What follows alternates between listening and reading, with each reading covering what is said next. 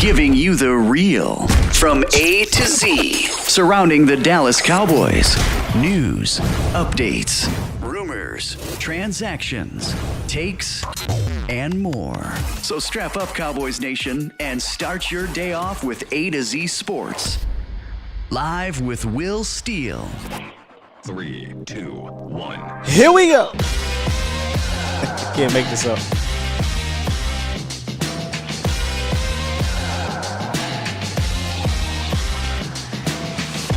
Good morning, good people. Welcome to A to Z Sports Live, presented by Boston Scientific.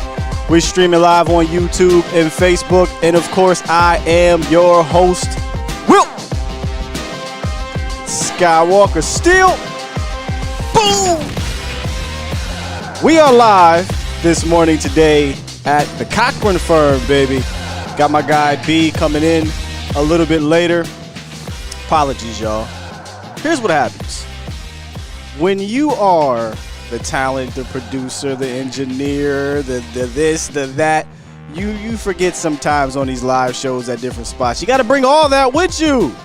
You can't just show up. So I left some equipment and I'm a little bit late. My apologies, y'all. My apologies. But we're here, and today we got some good questions from you guys at the Bomb Squad. Talking about these Cowboys. We'll answer those questions. We got a question we'll save for B a little bit later, and we'll get into all of that. So, yeah, again, my apologies, Cowboys Nation.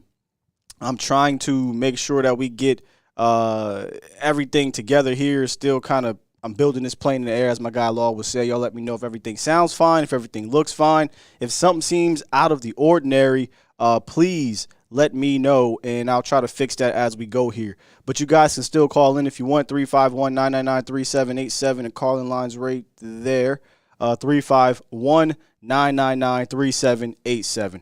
I appreciate y'all and y'all patience, Bomb Squad. Bomb Squad! I really, really do. But look, man, things happen, and that's cool. We'll get through all of this, and we'll continue to put together the best show possible that we can here once again live at the Cochran firm in Dallas, Texas. So look, let's jump straight into it. I don't want to hold y'all too long on this beautiful Friday morning. And let's get it, man. Let's jump right into the roundup. It's the old school one, man. I missed that one a little bit. It's time! It's time. Shoot, did I even put the time. roundup in It is there? time for It's time for the morning roundup. Round 'em up, boys. Yes, I did. Let's do it, baby. Let's do it. Sometimes I got to make sure we goody here. We goody. All right, look, Cowboys Nation, we got some real news to talk about from yesterday that came out from the Cowboys Wire. Actually, two different significant news drops that came out from the Cowboys Wire. First one up, CeeDee Lamb's fifth-year option has been picked up. Now, you could take this as a number of different ways, right? So let's get to the actual facts of the matter here. The fifth-year option will pay him $17.9 million. So that guarantees that CeeDee Lamb will be under contract for the next 2 years at the very least.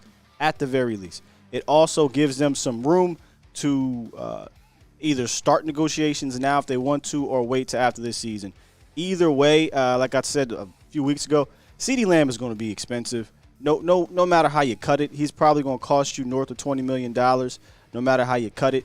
At least they have that fifth year to, or at least this year, I should say, after this year to kind of work on it if they don't want to do it right now. The big money kicks in next year, so that's really the key. They don't technically have to do anything right now. They don't technically have to do anything next year, but I think it'd be very smart for them to at least get something done, if not this offseason, next offseason, so that $17.9 million doesn't hit the cap right away. The benefits of being able to get in front of your, best players on their rookie deals is to be able to kind of spread that fifth-year option cap hit down one more year. Meaning, if they were to extend him now or extend him next offseason, you won't see CD ever count $17.9 million until maybe 2 years from now, 3 years from now, maybe not till 2025, 2026. But if they elect to kind of play the hard ball that the Cowboys play a little bit and play out the 5th-year option. He's not only going to count 17.9 in that 5th year, but depending how they do the contract, you could see an Amari Cooper situation where now the big cap hit's going to hit you a little sooner rather than later. So, I saw on Twitter people were getting up in arms that they gave him the 5th-year option, but this is standard business here. Like you're going to pick up that option so it gives you more time to negotiate. Look, we got to understand that it takes two to tango, right? Like we get on the Cowboys for their contract negotiations, and I will be the first to admit that. But if I'm CD and his people, I'm listening, but I ain't tripping. I'm listening, right? Where do you want to start? If it's not where they project the market to be, not what the market is now, where they project the market to be, cool, Cowboys, I'll play this year again, And then next year I'm going to get $18 million if you don't want to do it again. All that's going to happen with CD is that number is going to continue to go up. So I don't think CD Lamb is tripping right now. I don't think he's pressuring Dallas to do anything. This isn't a problem guy off the field. This isn't a problem guy in the locker room. They want him here. He likely wants to be here. He's going to get the bag one way or another. So I think CD and his people are like, yeah, we'll definitely listen if you're trying to get an extension. But we have a firm price that we're probably going to sit on here. And regardless, we're going to get paid a whole lot of money over the next 3 seasons. We just hope it's on a long-term contract. But I sit back and I wait. I wait for y'all to go ahead and come to me. I'm not coming to y'all. But Steele, on the other hand, he actually had to make a decision. They put the second-round tender on Terrence Steele, and Terrence Steele signed the second-round tender, which will pay him $4.3 million this season. Now, this one here has to be a priority, and this is going to sound crazy. I'm not saying he's better than CeeDee Lamb, but you got CeeDee Lamb for the next 2 years. You're not worried about that. Terrence is different. If Terrence Steele is looked at as the future, right, at right tackle with this team, you probably should be looking to get Terrence Steele together now. You should be looking to get Terrence Steele signed between now and hopefully September, so you don't have to worry about competing with him in the open market next year. Because if Terrence Steele comes back and he continues that improvement that he's been, still going to cost you a lot of money. Not just you, but the entire National Football League. So this is exactly why last year I would have loved to get out in front of Terrence, man. Give him a quality contract that's team-friendly, 2 or 3 year extension to where you got him for the cheap for a couple years, and then you can really extend him to that big money while he's still under 30. But I think if Terrence Steele comes out and has another productive season, he's going to cost you top market right tackle money, and I'm fine with paying that, by the way. I'm fine with paying that if that is the case. So shout out to my cousin. He's no longer my second or third. He's my cousin. Terrence Steele getting his tender, getting his bag. Undrafted free agent, y'all. $4.3 million is nothing to sniff at or to scoff at from an undrafted free agent. So shout out to Terrence Steele, man. And then finally, I just happened to be scouring the internet and saw Dalvin Cook and Cowboys come up. And I'm like, excuse me?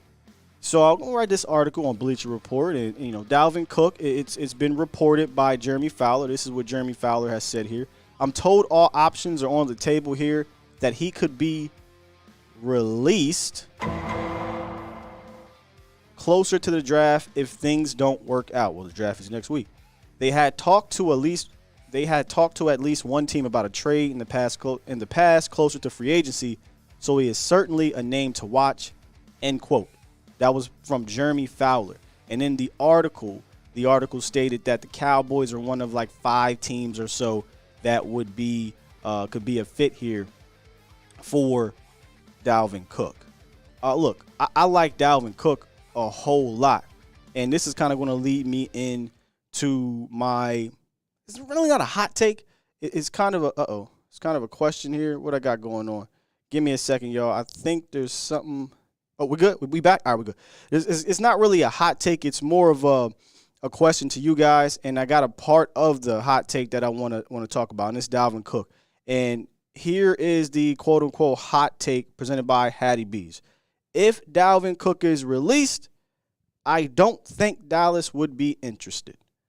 However, I do think he'll be a fit, and I'm going to tell you why for both of those in a quick second after I tell you about Hattie B's hot chicken. Come on now, y'all. Y'all know about Hattie B's by now. No conversation about the best Nashville-style hot chicken is complete without a serious mention of Hattie B's, which was founded Midtown in Nashville in 2012, and they're known for their authentic hot chicken. We got a new location down here in Dallas, Texas, in Deep Ellum. If you haven't been, make sure you guys come down and check it out. They serve up the best hot chicken in the area, all types of levels of heat, from mild to medium to hot to, y'all know, shut the cluck up. It's too hot for me. So visit the new location in Dallas or order online for pickup or delivery at hattiebees.com. Also, link that will be put in the description where you can create a free rewards account and receive up to $10 in a gift card. Again, that's hattiebees.com. Again, here's my hot take.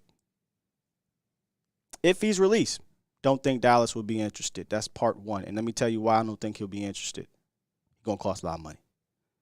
And when I say a lot of money, I mean market value money. And I don't think Dallas is going to be in the business of paying $10 million, right, to a Tony Pollard, and then $6.5, $7 million to a Dalvin Cook. And look, Dalvin Cook, to me, this isn't an Ezekiel Elliott situation. I think Dalvin Cook is still a quality back. And that's why on the backside of this hot take, I do think he would be a great fit.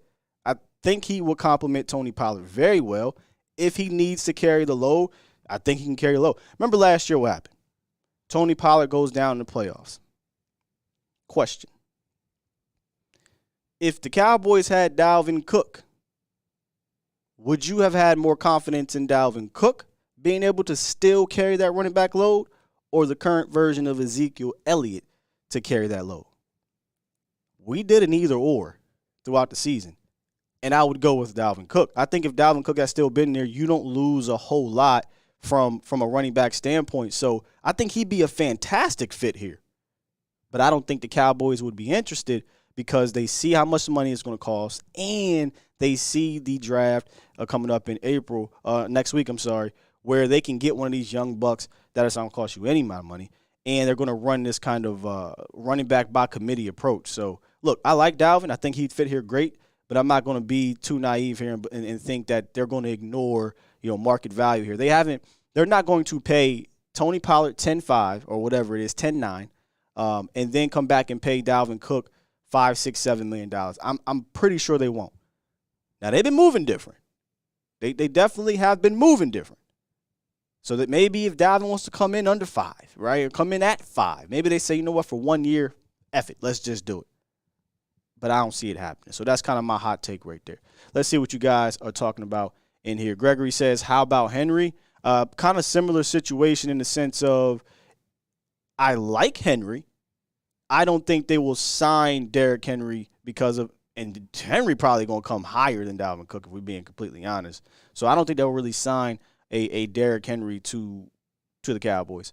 Sky, if I'm signing Cook, says Toxic, he is here as part of the committee, so unless it's a short, cheap deal, I'd pass. I mean, that's 100% going to be anybody that comes to Dallas, whether it be draft pick, whether it be free agency, I think they're coming in here to be a part of a committee. And that's why I said on the plus side of things, he's a great fit because I think he fits here with a Tony Pollard, not as a lead guy, but a complementary piece to this. And that's the buzzword for me over the last year or two. He's a complementary piece to this running back room, and he bounced off of a Tony Pollard extremely well, in my opinion. I think he's an upgrade to this current version of Ezekiel Elliott. Not trying to come at Zeke, and a lot of people getting their feels, but I think Dalvin Cook is better than Zeke. And we got Toxic. I keep saying Toxic. We got Shaq in the building, who's a Dalvin Cook fan. Obviously, he's from he's a fan of the Vikings. Mel said I had more confidence in Malik.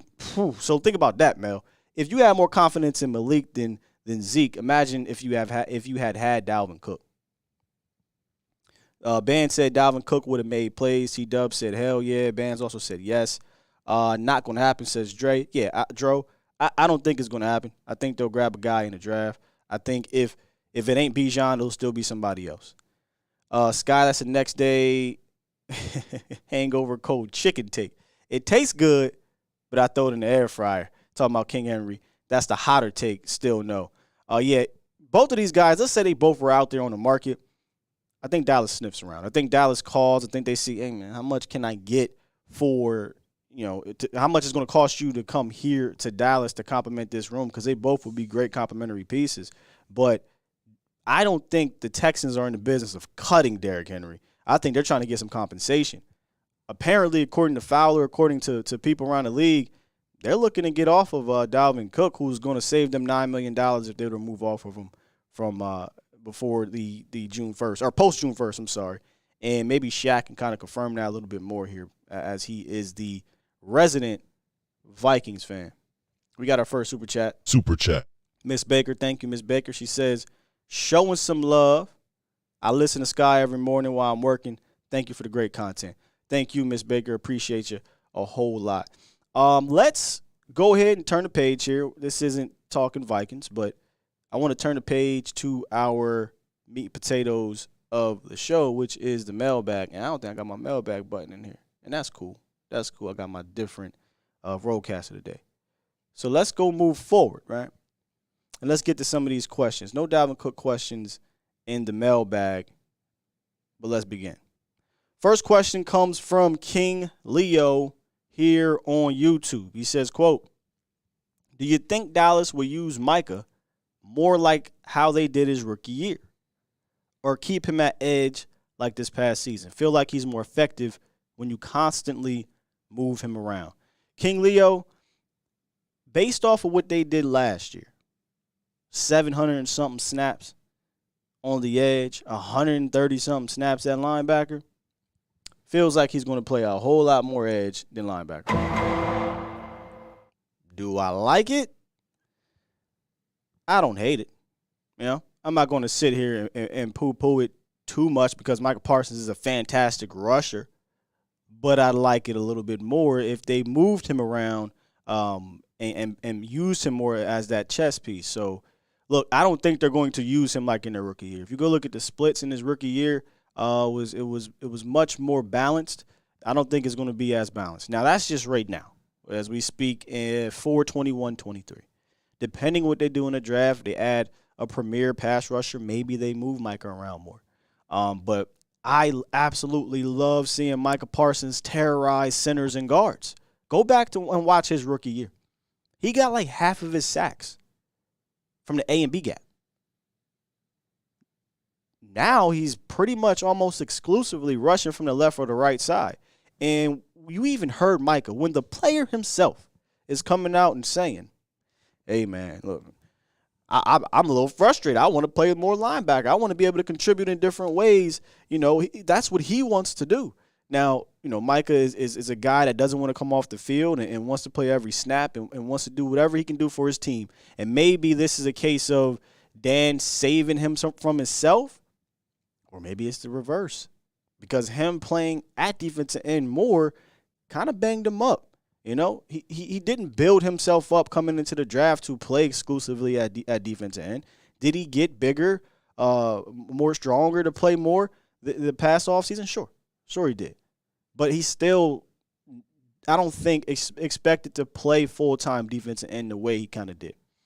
And if you get yourself a Will McDonald, if you Ojulari or one of these other pass rushers, I don't think you have to force yourself to put him on the outside exclusively.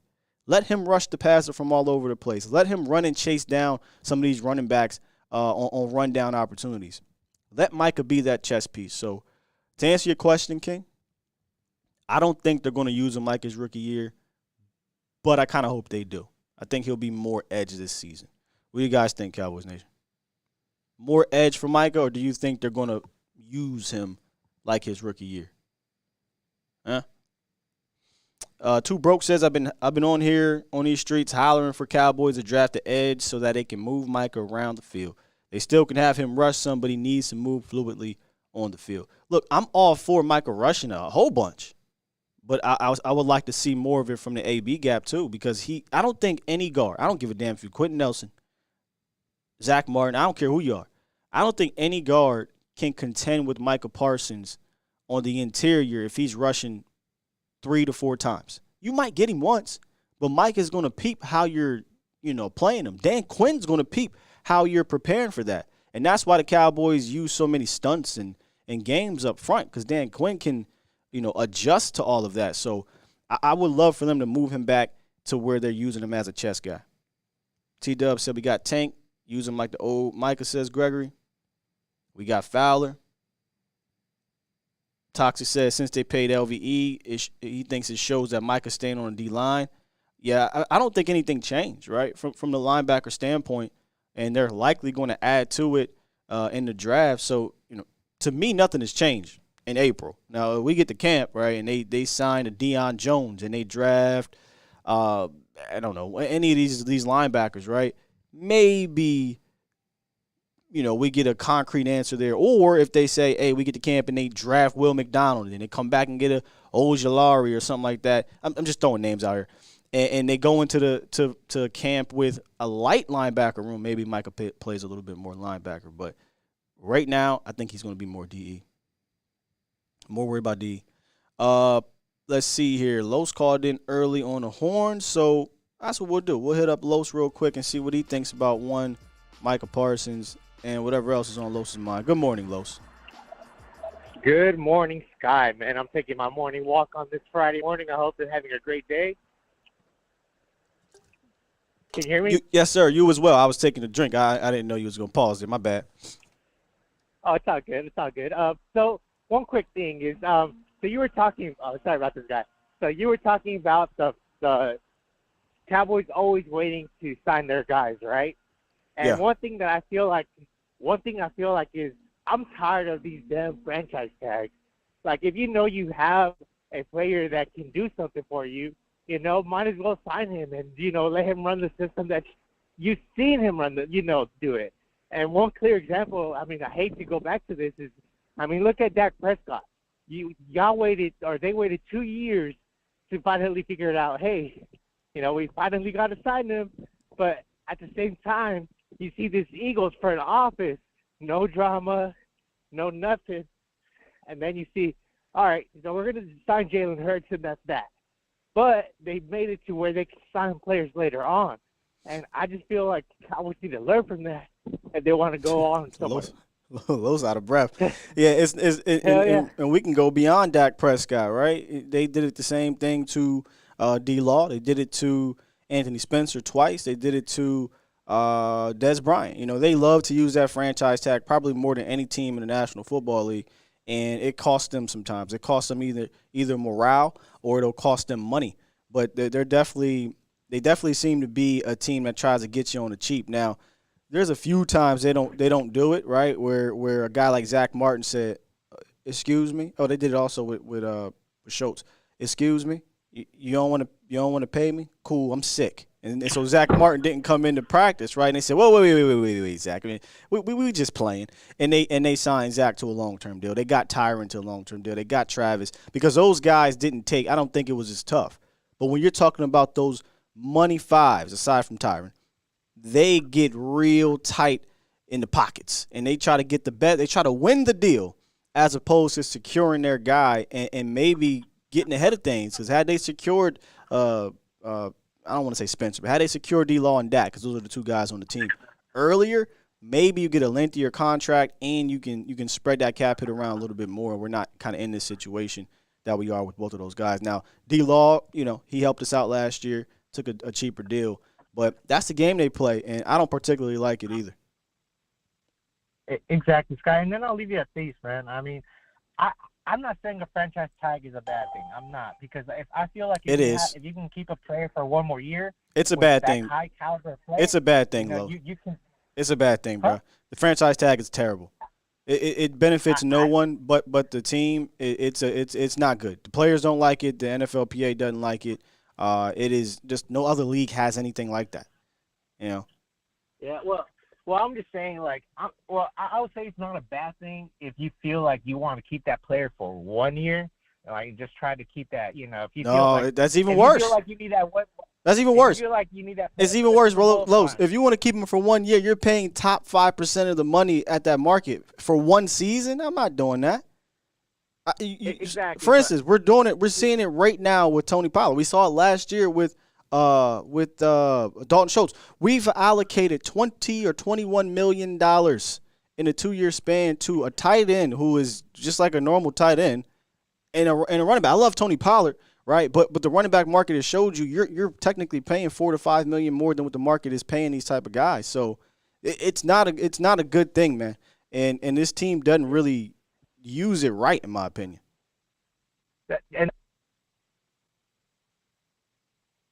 Hello? I think we lost Los. I hope you ain't trip over something on your walk. There you go. They're great players, but I don't think they're dominators like the Micah Parsons, like that we do need on our team, right? But I feel like if we finally sign our guys to 3 or 4 year deals, and then finally we can make something happen. That's all I'm saying, Sky. I'm not saying okay, I understand. I agree with you. It's a bad. We sign I forgot the tight end already. Him and Tony Pollard to this big money because they should have been extended. But at the same time, I feel like if you have a guy like Micah Parsons and you need him and you can't extend him, then yeah, you better have him on that team for that 1 year at least. But I feel like Cowboys have to learn from this and learn how to use the franchise tag on players that deserve it, and not just guys that I think we got to keep him on our team to make him. But I don't think he's good enough. But let's just keep him. So I just feel like Cowboys need to learn from that and learn how to use Stephen Jones. I'm looking at you. All right, Los. Appreciate you, man. I'm trying to gather what he was saying there, but did he say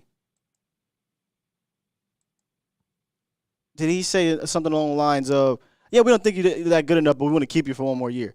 If I don't think you that good enough, I'm not paying you top 5% or top 10, whatever it is, percent of the market value for 1 season. So yeah, no, I can't get with that, Los. Can't do it. Won't do it. I think the franchise tag is a terrible thing. They need to get rid of that. I think it'll make owners, pony. I think it'll help a team like Dallas, man. Get in front of these dudes. Stop trying to use that tag. And if I'm a player, I absolutely hate it. Right? For instance, let's just play along here. CeeDee Lamb, if we want to go to the other side of things, right, where I talked about CeeDee Lamb could just sit back and wait. If CeeDee Lamb really was like, man, look, I just want to get my money. I don't really want to wait around and try to play the market, yada, yada, yada. I just want my money. Dallas could sit there and be like, cool, we got you for 3 more years, including the franchise tag. Or they can get even froggier. We got you for 4 years because we can franchise tag you again. Then what if that player get hurt, right? And you brought up, Micah Parsons. I'm not playing around with Micah Parsons. I'm not playing around with CD. Shouldn't have played around with Dak. You don't play around with those type of dudes. You get them done, period, I can't stand the franchise tag. I think it's a terrible thing. Grant Rainwater dropped the super chat. He says, solidify the O-line first with D. Wright or Torrance, Drew Sanders in the second, or Edge Mingo in the third. Boy, if you think all those dudes are going to be there. Wright, I don't know if he'll be there, but that'd be great. Torrance could be. Drew Sanders in the second, I don't think he'll be there. Or Edge. I don't know. If McDonald falls to you, but there ain't too many edges in the second. Would y'all like Ojulari maybe? Mingo in the third, maybe. Maybe he'll be there. That seems a bit realistic, a little bit. Or a little bit realistic there. TC915 said, I ain't playing with Micah, man. Get that man his money. Facts. You don't play with guys. You don't play with your franchise quarterback. You don't play with a Micah Parsons. You don't play with a CeeDee Lamb. You get these guys done. Or you're going to cost yourself a lot of money down the line. That's just how it works. Let's get to the second question. You know what? Now let's get to one more call. Then we'll get to the second question. 727. What it do? Hey, what's going on there, Sky? This is Mr. Amos here. How you Famous doing, man? Amos. How you doing, sir? All right so far. I'm seeing that our boys, they playing around with that first-round pick, that 5th-year option. Which, I've been thinking about that, now they really hot in the ass about Avila.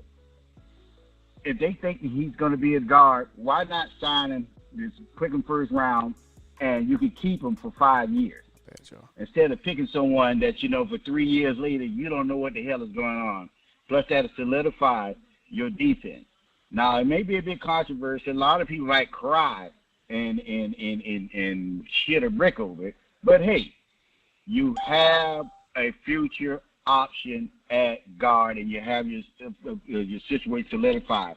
Then at the second round, if Domingo is there, get you a Mingo, which he may be there. So, I don't think that'd be a bad situation, having Avila and Mingo 1 and 2. And that's all I, got to bring, to your show there, Scott. Appreciate you, Mr. Amos. God bless and have a good one. You as well, sir. Thank you. Yeah, I dang sure ain't going to complain about getting Steve Avila on this team. You could argue, where you're going to get these guys, and that it is what it is. You're picking late in the rounds where, if I had to guess, I don't think this is a particularly crazy deep type of draft, but you're going to be reaching no matter where you pick, I think. Round one, I guarantee you, whoever the Cowboys pick, unless somebody falls, the consensus is going to be, Cowboys reached. But they're picking it at 26, man. I don't think they're going to get one of their first-round graded guys, if I'm being completely honest. Round two, that may be the case too. Remember, we just saw over there with, who was it, Dane Brugler's mock. I feel like, now, Henley, I don't know if you would call that I don't necessarily think that's a reach. But if they get wiped out, quote-unquote, by their top, 40, 50 prospects, they could be reaching to a lot of people. So you're going to hear that word a whole lot, I think, throughout this damn draft. Oh, the Cowboys reached. Well, maybe they have to, given, where they're picking at, and there's not a whole lot at the positions that they technically need, which in my opinion are the interior O-line, D-line, as well as linebacker. I don't think any one of those are really, really deep in this draft, so they might have to jump a little bit. And I don't mind that if they get their guy. I don't. Let's get to Isaac Williams' question. Appreciate you, Isaac. I believe over on Facebook as well. I'm sorry, YouTube. He said, do you think Jalen Tolbert and Simi Fehoko will play a big part in our offense next year? I'm going to be short and sweet. No. And look, I like Simi. Y'all know me. I'm more so rooting for Simi just to make the damn team and be a part of the rotation, as a wide receiver 4 or 5. But be a big part of the offense? No, sir. I don't see that happening. Jalen Tolbert is, he's still learning to be a professional. And hopefully Jalen Tolbert can kind of develop in the same way that Cedric Wilson developed. Granted, Cedric was a 6th-round pick. You had a little bit more patience with Ced. But Jalen Tolbert, when they went out and got a Cooks, you got a second year off the ACL, Michael Gallup, and, of course, C.D. Lamb. Those are your focal points of the offense. Those guys are going to get more targets probably by themselves than Jalen Tolbert and Simi will get together unless somebody gets hurt. And then you got Tony Pollard. And, hell, who knows? What if they draft Mayer? Or what if they draft Bijan? Or what if they draft a top tight end or running back in the first two rounds? Those guys are going to be integrated in this offense, I think, more than a Jalen Tolbert. So, Isaac, no. I don't think those guys are going to be a part of this offense. But I'm looking at it right now, just kind of forecasting Jalen Tolbert. I think Cedric Wilson, that's kind of the route you're hoping he goes, right? Where Ced kind of broke out that third year, and then he kind of became a nice core piece to your offense that he can do a lot of different things. He can slide inside, he can play outside. But if we had to be honest, man, I think Ced, it's not even a big deal. Ced's a better player than Jalen Tolbert. You'd probably welcome back Ced before having Jalen Tolbert. But let's see what happens with Jalen Tolbert moving forward. Phone lines are popping right now. Let's get one of my OGs in the building, Mr. B. Bird himself. What's up, OG? Hey, what's up, Scott, man? How you doing this morning on Friday? I'm doing great. It's Friday. We got the draft next week. Feeling fantastic, man. I had a question for you, man, because it's something I'm kind of going through here, which is a good thing.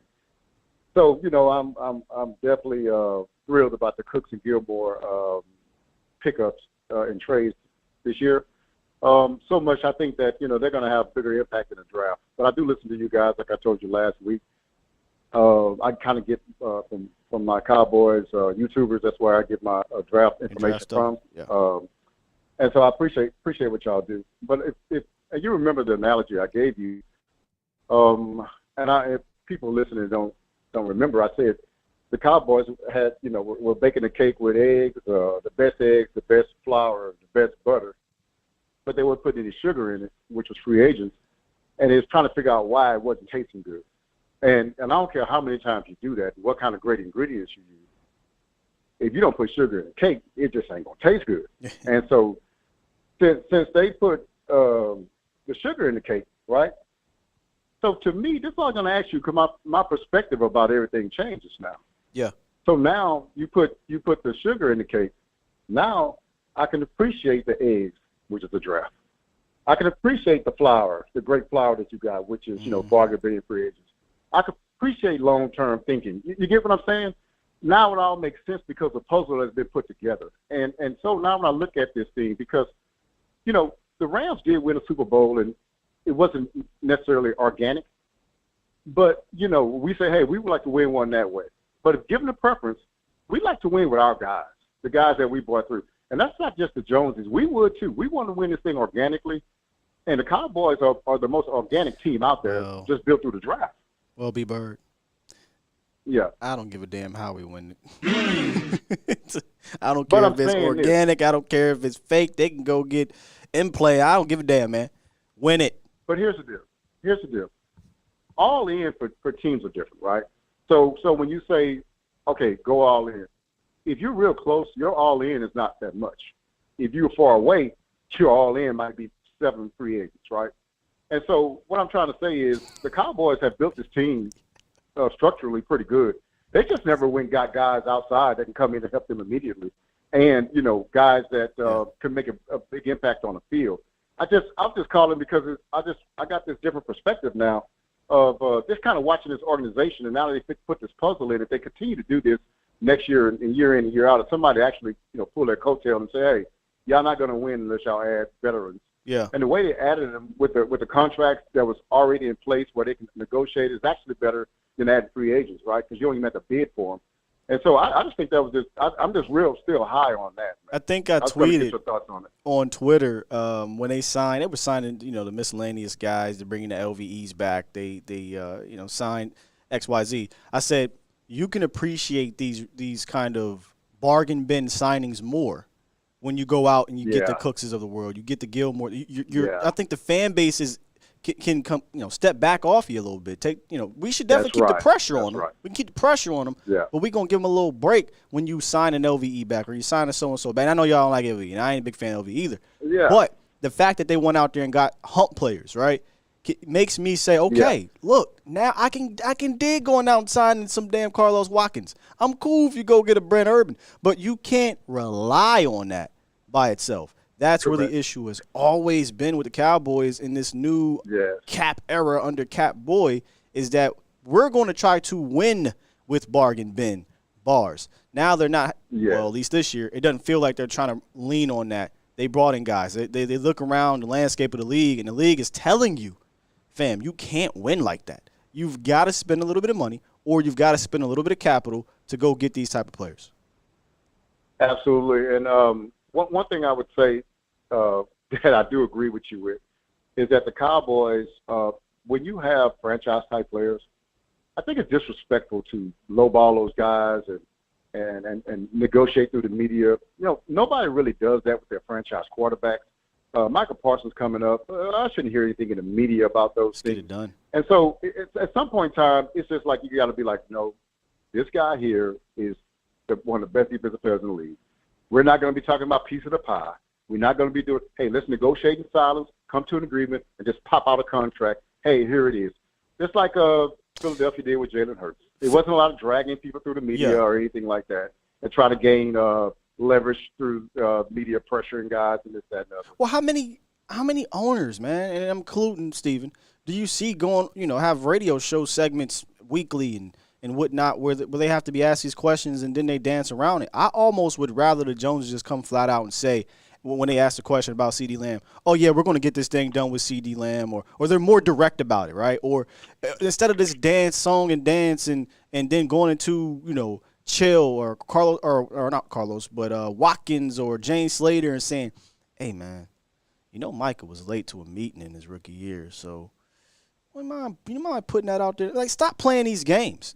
We know y'all want the dude. You don't have to foo-foo us. You don't have to foo-foo them or their agent. They know you want him. Just come out and say, yeah, man, look, you're going to ask me this question. Yeah, we want to lock Micah Parsons up. We want to lock CeeDee Lamb up. We're going to work at that. We're going to work real hard at it, and we're going to try to get it done. That's all we need to hear, and then we can move forward. Now, I'm going to tell you this too, Scott. These players are human beings. So you think, okay, we got to a contract. They remember what you said. You know what I'm saying? So they remember what you said. They remember what you did. They remember, and, people say it's just business. It's not personal. Man, these are human beings they're dealing with, and they put these things out there, these things out there to the media and trying to cast a light on on who they are, their character, and everything else too. They remember that. I'll tell you what, Dak remembers all the stuff that the Joneses put them. Oh, put them yeah. through. And so he's been a trooper, but he's not. Hey, he's not Romo with the Joneses. Oh, I was just about to say that, bro. I was just look. I know Laws brought this up. I was sitting there when he was talking to his dad when Law brings this up about Dak Prescott's dad, man. This ain't Tony. That's all I'm gonna say about it. Law usually goes in a little bit more detailed situation about it. But this ain't no Tony situation. This ain't buddy, me, Jason Garrett, and Jason Witten, and the Joneses is on a yacht, and we going to the games. Yeah. Nah, bro. All white. No. They ain't going to spring break. Ain't no beads being thrown on them down in New Orleans for the Mardi Gras. No. He respects them, but he understands. He understands, the game, and a lot of people get mad at the quarterback because he wants to get his bag, right? But look around the league, folks. Also look what not just the quarterback, but what many of these players and coaches got to put up with this organization. A lot of the issue I don't really see anyway. So I would never be mad at any one of these players trying to get their money from this organization. Yeah.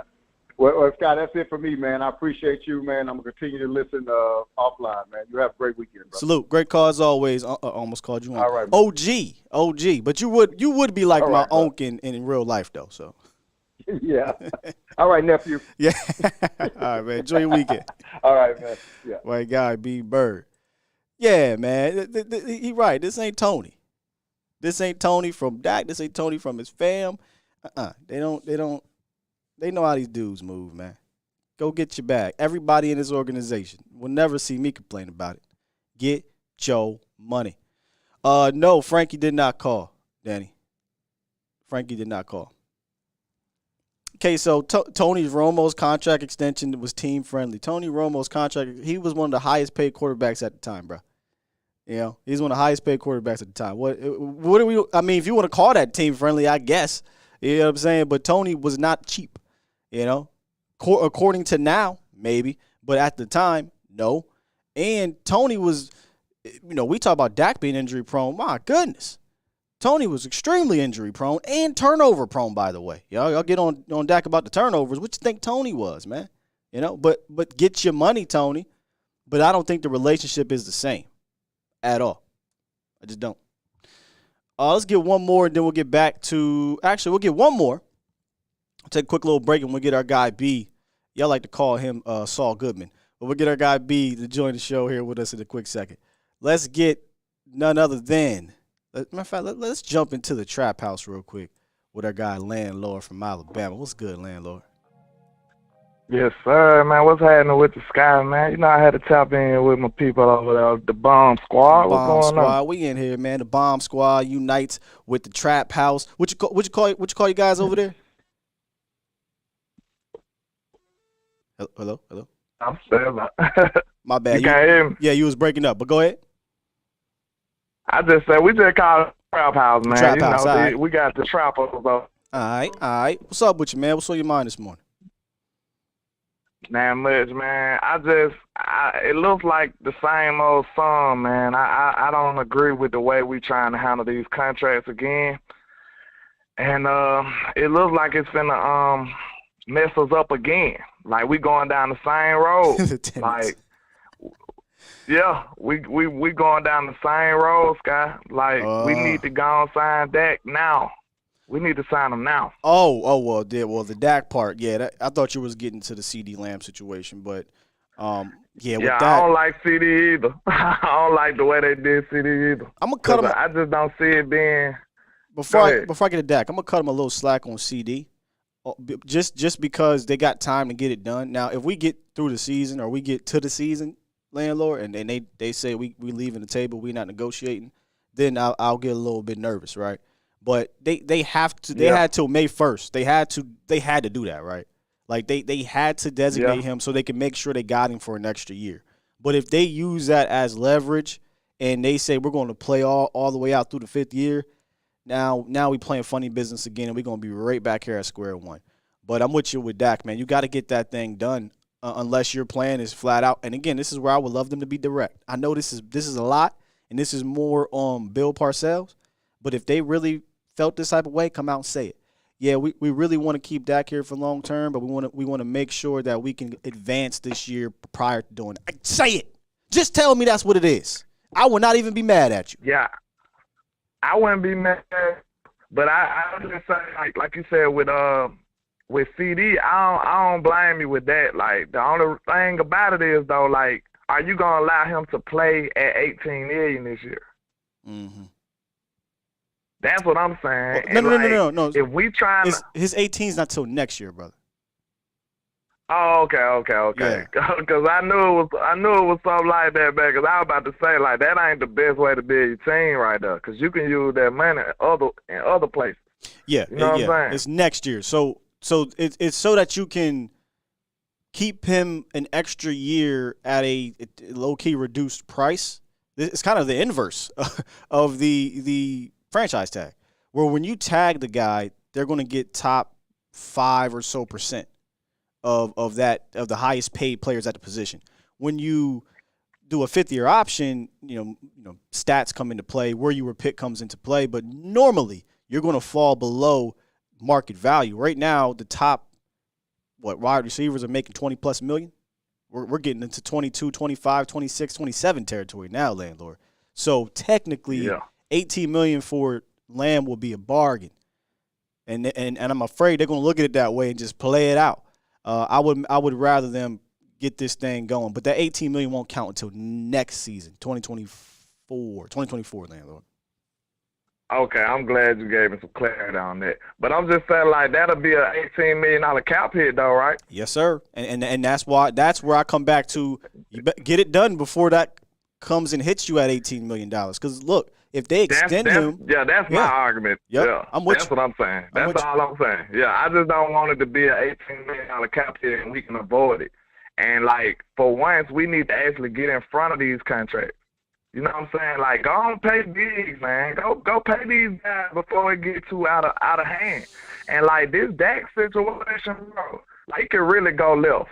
I'm gonna tell you that right now. Like, we all want the Cowboys to succeed. We want Dak to do well. But bro, if he come out here and be like top 3 and get up to the NFC Championship or go win a Super Bowl, bro, like, we wouldn't care about his money at that point. But his market. You see what I'm saying? It's gonna be ridiculous. Man, they got a phone tap on your trap house, bro. Yeah, I'm down here in the basement, man. It be kind of messing up. They got the wire tap over there. I didn't heard it. Nah, you right though, man. This is the game they're going to play, and this is why I think they need to have a plan. This is why I don't think they can mess around. And I'd rather them be direct. If they are really trying to keep Dak long term, get it done so we can spread next year's cap hit out for a few more years, right? But if they are on some wait-and-see approach because they don't believe or whatever, then just don't say that we don't believe. Don't say that. But then just say, hey, we're okay with waiting this out to see how we progress. We'll know what you mean, but flat out come out and say it so you know what that'll do? That'll put the pressure on Dak, right? That'll put the pressure on the team. Yeah. That'll put the pressure on the head coach because he ain't, for whatever reason, right, his seat ain't all the way cozy either. So I would rather y'all do that than this song and dance they do in the media with this, playing around and dancing around shit. This is why they need to keep these owners these owners specifically off the airways because they don't want to say the wrong thing. Yeah. See, I got one more question for you before I let you go. Now, this is a draft type topic, right? Okay. Most people got about 16 first round graded players for real. Like, really what they feel like a first-round graded player? If that's true, your boy came out and said 15. At what point? Your boy came out and said 15. Oh, the Jones, one of the Jones? Mm-hmm, Stephen Jones. He said the number 15. Then he was like, or so. He said, we ain't done yet, but that's about the number right there. Ah, man. So, okay, this is what I'm trying to see. Like, okay, at what point are y'all in the mentality of like, okay, we just got to get a real good player? Cause that like you on the tail end of that, and like say for instance nobody slides. Like what would be your mindset? Cause like I'm looking at it like, okay, nobody wants to end up with somebody like Gibbs, but at 26 I'd be fine with it, bro. Cause if everybody gone, oh yeah, like what you gonna do? What you gonna do? Like you'll have to separate the value and all of this accountant type business that Stephen Jones have us operating under. We'll have to separate that kind of mentality and just be like, man, I need a good player right here. I need an impact player. I need a starter. You see what I'm saying? Because it could get grim down the line to the point where we get wiped out and there's nobody here. Because that's what I'm going to talk about, worst case scenario. Like, what kind of player you want to be left with? In the first round? Yeah. Oh, they ain't getting wiped out. So we actually did this kind of project, not in detail on Vacha's show. At 26, I don't think you're getting wiped out. They may run out of first round graded guys, but when you're picking at the back end of the draft, you're always running out of first round graded guys. Rarely are you getting 26, 27, 28, first round graded guys. Now last year they got lucky, right? According to them, Tyler Smith was their 16th rated player on the board, above a couple of those guards, and they viewed him as a first round graded guy, and they got him. But at 26, there's a couple, probably a couple dozen guys, maybe a little less than that, from 26 to 58 that fall in that tier. That honestly, if they took them, I'm fine with it. And all of them are not first round graded guys. So for me, it's almost impossible to be wiped out. Because you're picking at that. You're gonna get a high second. That's what you're saying, right? Like the way your board is, get a super high second round player, right? The way your board is going to be stacked, you're probably going to have a second round guy there any damn way. So if I'm picking at 26, and I end up picking the 28th, 29th ranked player on my board, and he's a second round graded guy, that's about right to me. Yeah, and I got one more question before I go. I want you to answer it offline, I guess. Okay. Gotcha. With let's see. I think it slipped my mind that quick. Uh-oh. Okay. Was it draft? Okay, draft question? Yeah. Was it draft? It was a draft question. It was a draft question. O-line, specific position. Try to scramble your mind here, see if we can get it. Yeah, I know.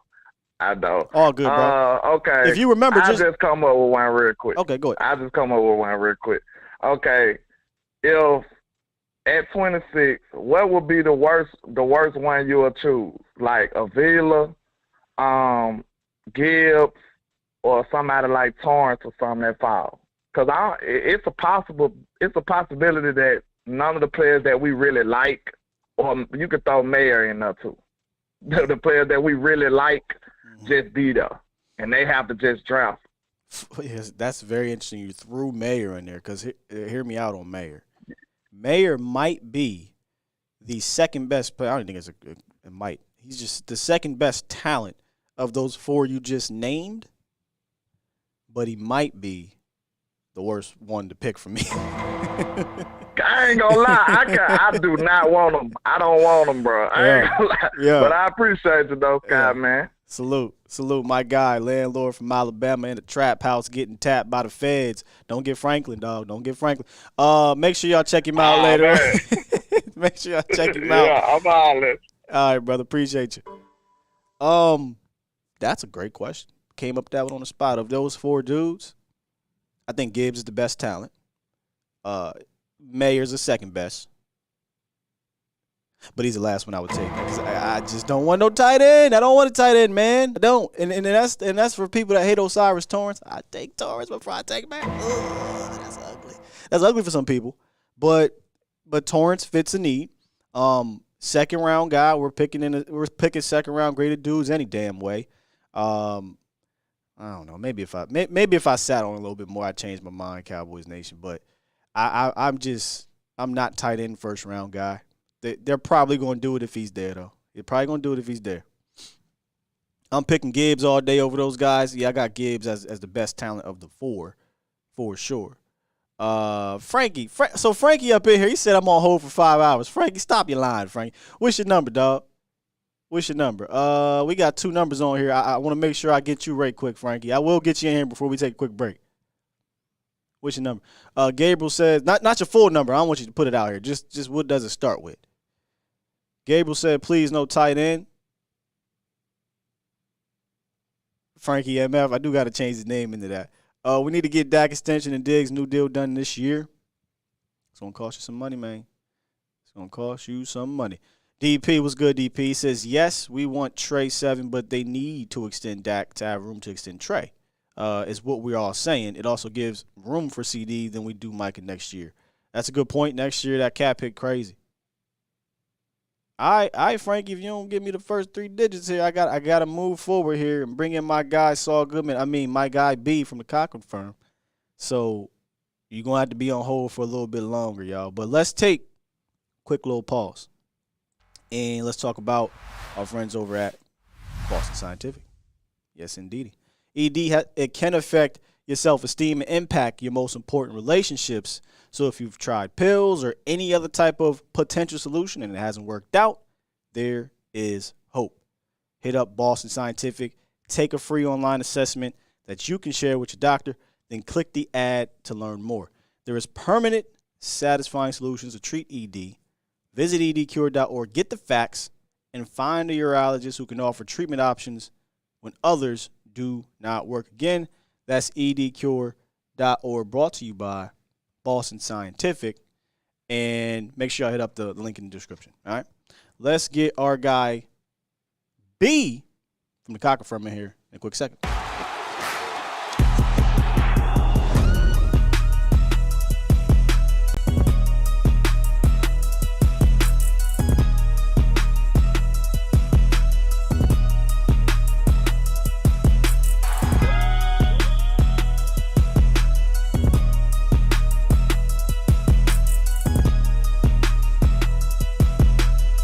Look, we got B in here rocking. I see you, B. What's good, man? How you doing? What's good? What's happening, y'all? Look, y'all hear him all the time on the phones, but now we got him here live in direct at the Cochran firm. Our guy, Mr. Brian Pope. Ladies and gentlemen, what's up, man?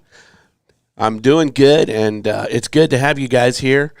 Love having the show here at our Cochran firm studio, podcast studio in the Design District in Dallas. Look like you're working for us today, man. You got the A to Z on. Yeah, I'm got the swag. Yeah, you got the swag. That's right. I'm presenting. That's what the young bucks call it right now. Everything that's merch is called swag now. That's right. I don't know if I feel it, man. And that might show my age a little bit. I'm older than B. No, I'm just playing. You wish. A little bit. So here's what we're going to do. We're going to actually have a little bit of fun with Brian. We're going to go back to our Mailbag segment. I got a question I want to pose not only to the nation, but also to Brian and everyone else out there listening, right? And it comes from Instagram. Our guy Justin Drew 3 over on Instagram says, what are the huge improvements with this team compared to last year, Brian? Well, first of all, we picked up Gilmore, and you pair him with Diggs. I mean, that's an elite cornerback group right there. And it really shores down our secondary, which, we got exploited some last year. So I think that's a huge pickup. Don't gloss over exploited some. We got whooped. Toast. Whatever. Listen, man, they whooped the cornerback twos over there like my mom used to whoop me and my brother when we got in trouble. It was French toast with some banana Foster on it. Yeah. And here's the problem. You know, I don't know if y'all got whooped back in the day, but if you was the one next, you hear the screams and the hollerings in the room, and then now you're like, oh my God, I got to go into that. And that's what happened at the cornerback two position. You had, Kelvin Joseph getting whooped, and then Trayvon Mullen was like, oh man, I'm hearing the screams and the hollering, and he went in there and got whooped, and then Rose went in there and got whooped. So yeah, getting Gilmore, man, I can't explain how massive that addition is, man. It's not only huge for the cornerback room, it's huge for pass rush. Absolutely. Right? They got time now to get home.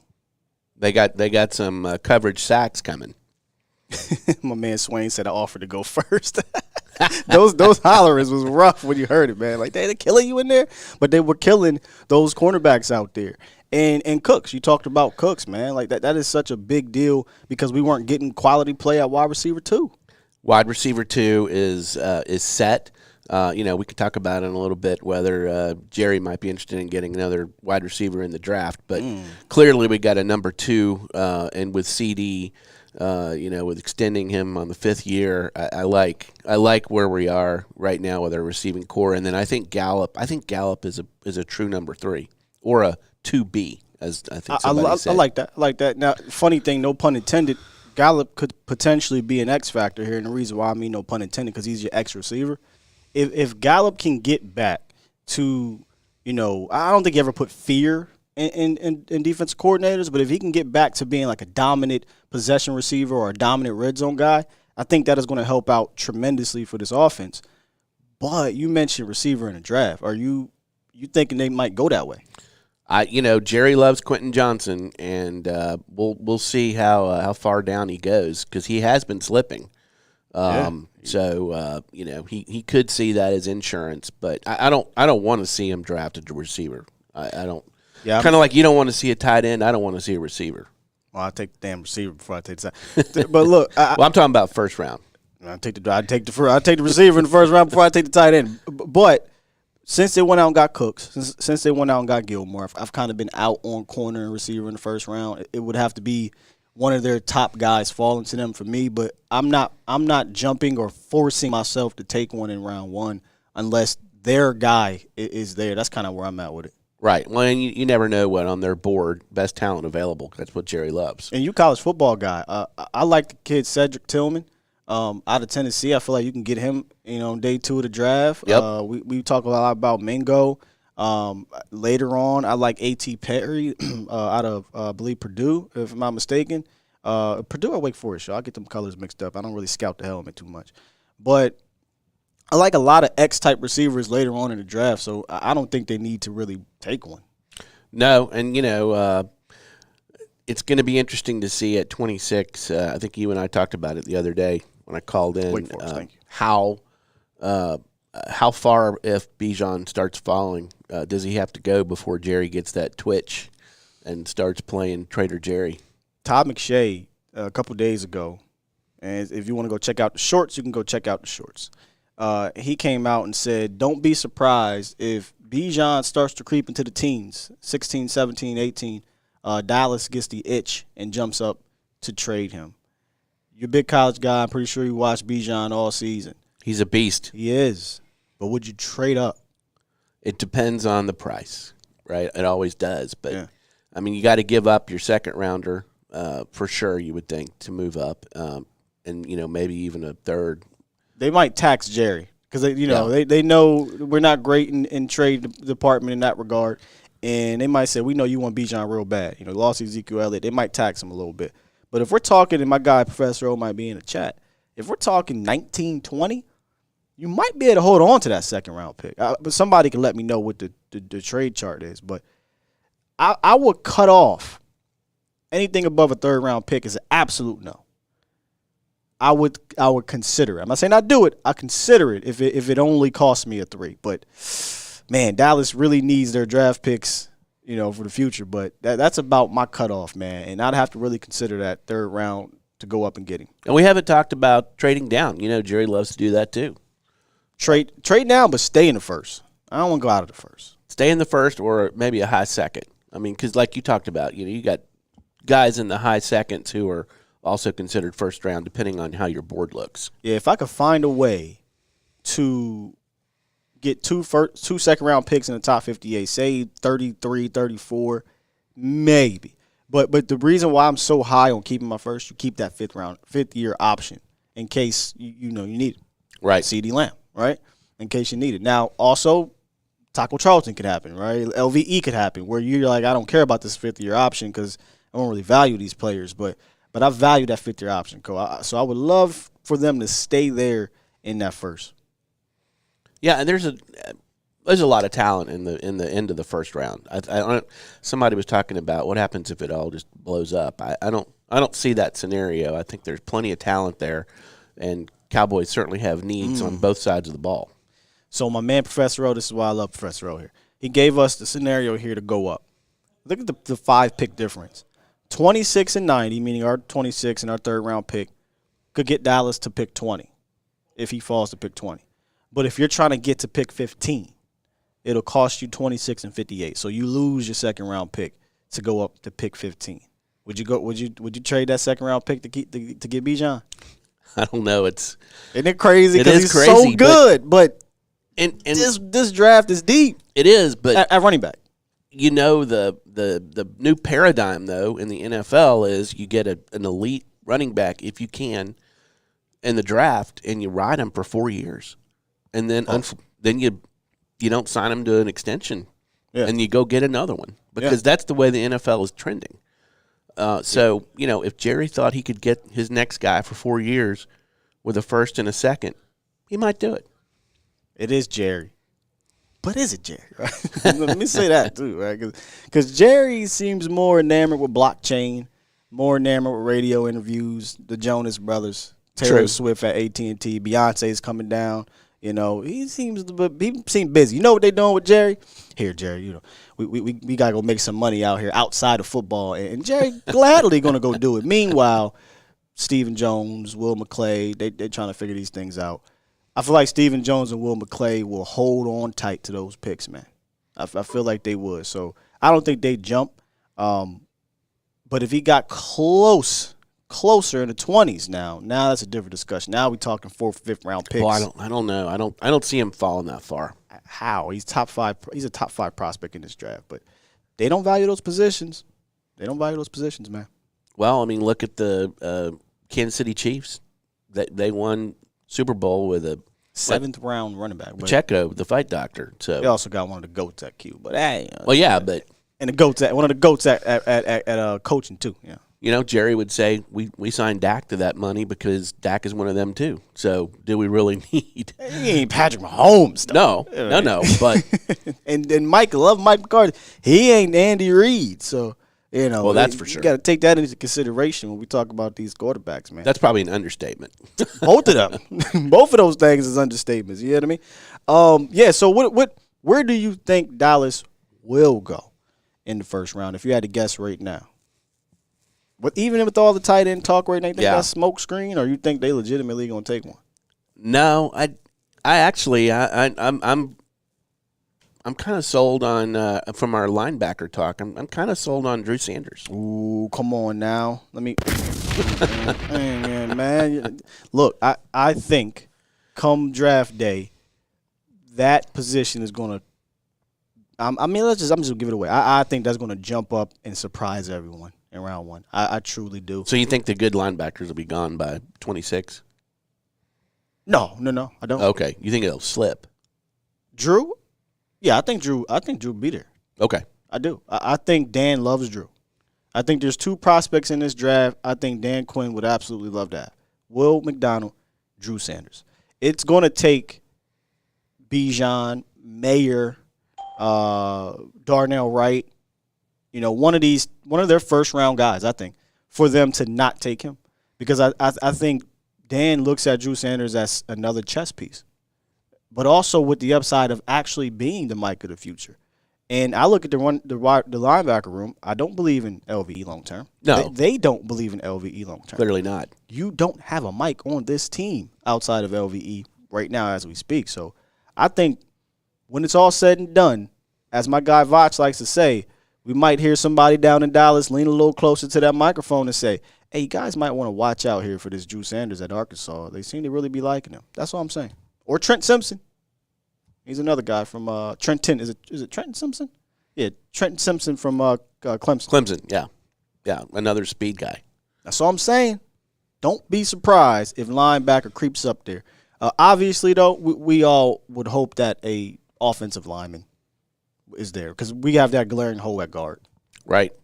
You need somebody. I don't know. We'll see. It'll be interesting. I love the first round of the draft. There's just so many moving parts. Lots of moving parts, man. But look, B, appreciate you for jumping on here and talking some Cowboys with us. But I would love for you to let the lovely people know more about what you do here and for the community, and Larry as well, down here at the Cochran firm. That's right. My partner Larry Taylor and I have been doing the Cochran firm in Dallas, Fort Worth, and Houston, all over Texas, since 2005. And we're real proud of the legacy that we're leaving here. We try to help people in their time of need. Well, that's that's kind of what we do. Invariably, when people get in car accidents or truck wrecks or motorcycle accidents or drunk driving accidents, we're here for them. They can call us at 1-800-THE-FIRM. That's www.cochrantexas.com. But we also help people out sometimes if their civil rights have been violated, if they've been discriminated in their employment workplace. We have represented people who have their police have been brutalized them in the 1983 action. We're representing some people down in Houston right now. A guy was shot in a car by a police officer who shouldn't have been on the force because he'd already executed basically somebody. Jeez. Yeah. So it's Johnny left a legacy that Larry and I are working hard. We work out in the community. We sponsor things like the A to Z. We're in the community sponsoring schools. We do a cooking contest. We did an essay contest for Black History Month. So we're out there and we're here. And in your time of need, we hope you think about the Cochran firm because we can take care of you. And that Cochran cares. I was just about to say that's our motto. Because Cochran cares, man, and we don't say that lightly. That's right. Don't say that lightly. That's right. And we love having you guys here and look forward to another year of working with A to Z, Sports Dallas. And I can't wait for the season to start, but it all kicks off with the draft, Will. I told my man yesterday, the season for me begins next Thursday. That's right. Next Thursday, man. And I'm pretty sure next month we'll be here talking about that pick and talking about the draft in general. And it'll be a good time, man. Then you got OTAs, you got training camp, you got, then we're preseason cooking with grease. We're cooking. Because right now, boy, I'm starved for some Cowboys news, real news. But next week, we're going to have a whole lot to put in that on the plate, man. So we'll be good to go. That's right. I appreciate you joining us, man. Great Thank stuff. You. Appreciate you talking about Cowboys with us. Appreciate you explaining everything that Cochran does because Cochran cares, ladies and gentlemen. With that said, y'all, we're going to transition back into the mailbag in a quick second. Appreciate you. That was great.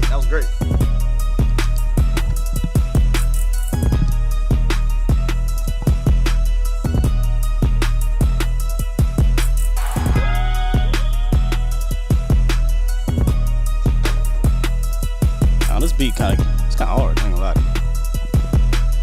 As we were talking, I couldn't glance too much into the chat, so here I am. Let me get back into the chat. We were talking about a lot of things there, and I brought up a pretty controversial topic in the linebacker situation. Hey, man, maybe I'm not understanding my biases with the position, right? Shout out to Will McClay. But look, Drew, Jack, any of these Mike types, and yes, I do think that Drew could play in the middle. I did see that. I'm all on the board for it. Frankie, what's your number, dog? I told you. What's the first 3 digits? I'll get you in here, man. I promise you. I just don't know you. Let me take a guess. That's Shaq, I think. 214. What it do? What's up, man? Hey, this is Chris 214. This ain't Frankie. Currently at work right now, so I'm not gonna be long with you. All right. I do have one statement and one question. Okay, what's your question? My first statement. My question is, don't you think if we take Bijan at 26, isn't that like a slap in the face to Tony? And that's basically saying, hey, this is your last year. Because I don't think that we would draft Bijan at 26 and then he's just going to be a compliment to Pollard going forward. You know what I'm saying? Look, brother. So we ain't in the business for caring about their feelings, you know. If I'm Will McClay, I ain't finna pass on Bijan because we gonna hurt Tony Pollard's feelings. Yeah, but you're right in the sense of if you draft Bijan, it 100% slams the door on Tony Pollard long term. Yeah. Yeah. Okay, cool. Yeah, and my other statement is I don't think we need to die at tight end at 26. I think we're fine. Yeah. I mean, like, it will be okay, but I wouldn't like die for them at 26. You know what I'm saying? But Yeah. that's really my. Nah, I'm with you, man. I'm not jumping on the table to get no damn tight end. There's probably one, maybe two that if they're there, obviously I think they'll take Mayer for sure, but then they'll consider Washington as well. But me, I'm not dying on that hill either, bro. Gotcha. All right, man. Well, I'm gonna keep listening, man. Yes, sir. You have yourself a great day. You as well, man. Enjoy your weekend. Yep. What's up, you too? All right, let's get to the next question here in our mailbag. As I'm still, y'all don't even know, but I've been building this plane as we move forward. So I do hope that the show is sounding fine. I didn't get a chance to really figure that out, so my apologies, Cowboys Nation. All right, too broke to pay attention. This actually was from earlier this week. Appreciate you, my guy. I think he's still in the chat. He says, do you agree or disagree with Will McClay's decision to prioritize Power 5 players over smaller school players? And we just got done talking about Will a little bit, right? Like, if I'm Will, I'm not in the business to massage any of these guys' feelings. Here's the thing about the Power 5 thing. He's kind of being a little bit loose with it now. He talked about his biases, and I think one of them was the Power 5 thing. In fact, that interview, I think he talked about, having a Power 5 bias. But he did get, North Dakota State guy. He got another North Dakota guy, got a South Alabama guy, So I think he's understanding his biases and trying to find different dudes. But in general, I do. I agree with his decision to prioritize Power 5. Why wouldn't you? Why wouldn't you prioritize the SEC, the Big Ten, the Pac-12, or is it, what do they call it now? It ain't it's a Big 12, whatever. They change all these damn names. Yeah, I would 100% prioritize those over other schools, but that doesn't mean you don't do your homework, right? You go out and see why is this guy at this school? Was he recruited to Alabama, but decided to go to South Alabama because it was closer, or because this, or because that, or did he transfer to this school? Like, you still do your homework, but I'm prioritizing the Power 5. Yeah, I am. 100%. Go, hey, CJ, stop, man. And then we had, I believe, Gregory. I couldn't fit your name in there, Gregory. He said, would you or would you not draft Kancey in the first round? Please give your pros and cons. Kancey is such a weird prospect here in the first. Second round, I probably ain't even considering him being weird, but first round for me, I'm going to talk about this from a Cowboy standpoint. I'd pass. And let me tell you why. It's not because I don't think Kancey has this opportunity to be kind of an outlier on the interior, right? Super undersized kid. I think he plays undersized. I think a lot of highlights you see at Kancey, he got strength. He got strength. I'm not saying he's weak, but he ain't Aaron Donald strong. Obviously, his pros would be ridiculous first step, quickness. I think he has some elusiveness to his game. I actually do think he has really good hands too, but he kind of has to. He needs to be more technically sound at his size. He's going to be a guy that penetrates probably better than any of the other guys we talk about. Not like a Benton or what have you, but just athletically speaking, he's more athletic than these dudes. However, for this team, Dan Quinn's not going to let Kancey do that. Like, I think you got to put Kancey in a traditional four-man front, penetrate. Rod Marinelli, y'all, would be in that damn room on the table. Screaming, give Kancey a chancey. Telling y'all, man. Shoot, he took Tristan Hill, and Tristan Hill had a ton of red flags coming from him. Kancey don't have those. Kancey's a try-hard guy. He's got a stupid motor, right? He's going to do everything possible to get to that quarterback and get to the backfield. If you put him in a traditional 4-3 penetrating defense with a guy like a one tech to keep him a bit clean, oh yeah. I mean, yeah, let's have some fun with it. But that's not what we do here. If that's the case, I think Osa could eat. Osa got like what 9 sacks and whatever it is, 8 or 9 sacks. I don't know what it is in his first 2 seasons. Not playing that type of role. What they like to do, what Dan Quinn likes to do with these defensive tackles is create for their ends, is to play a bunch of games, and I think you can get a 3-tech like that outside of round 1 if they change their tune, if they decide to be more penetrating with their defensive tackles, if they allow their 3-tech to just try to seek and destroy, then the Kansas conversation, you may have that. But I don't think for Dallas he will be used in that way, so therefore I think I would pass. I do. What y'all would say about that one? Special K was good, bro. He said, I was just about to say that, Sky, a better version of Hill, 100%, all the way around. All the way around, I think he's better than him.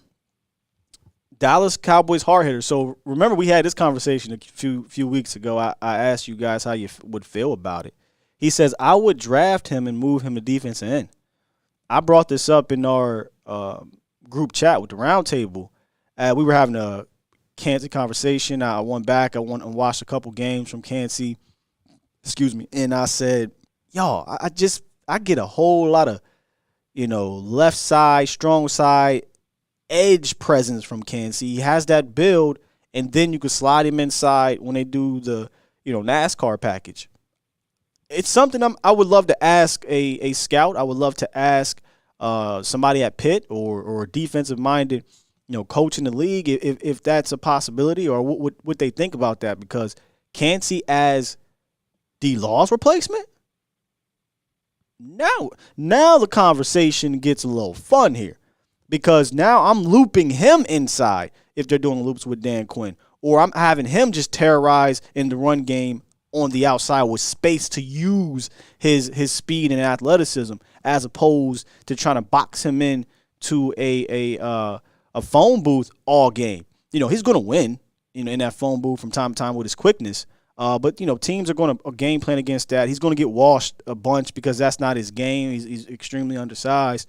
But you can allow him to use that athleticism on the outside. So it was something I posed. Not saying I would 100% do it. I would just love to hear somebody with that background in that room and see if that makes sense, man. I would. All right, let's get our guy, Shaq, the Vikings fan, in here and see if he can talk to us about Dalvin Cook. Now, what's up, Shaq? Hey, what's going on, Scott? Can you hear me loud and clear? Man, I hear you perfectly, brother. Okay, so, yeah, the thing going on with Dalvin Cook is basically, how the running back position is basically the least wanted position to be paid. Yeah. As in, teams aren't trying to pay that digit million salary cap to a running back position, because that's the shortest, I believe, one of the shortest terms in NFL. Yeah, the lifespan is short, yeah. Yeah, so with Dalvin Cook, it's more so he's coming off of shoulder surgery, and the last 2 years, he hasn't been really Dalvin Cook. He's more so been a good running back, but not that elite running back that we need. Mm-hmm. And I've been going back and forth with Vikings fans about trying to keep him for a shorter deal, because at the end of the day, good to elite running backs, sometimes they don't need excellent blocking to make a play. Yeah. Sometimes they can get you that 40-yard carry, and a lot of teams don't really look forward to that.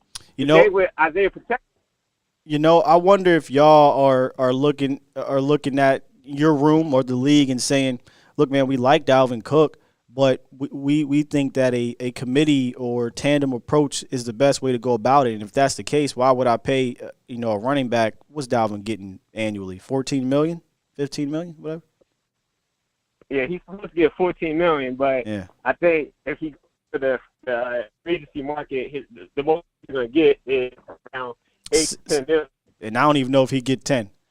Truly, and it's not because of his talent, because I think in a true shared role, in a true committee role, Dalvin Cook could be fantastic if he's only getting 13 to 15 touches, as opposed to 18 to 22 And Dalvin Cook misses games. You know, he's going to miss 3 games. Now, he didn't miss none last year, but prior to that, he was constantly missing 2 or 3 games and getting dinged up.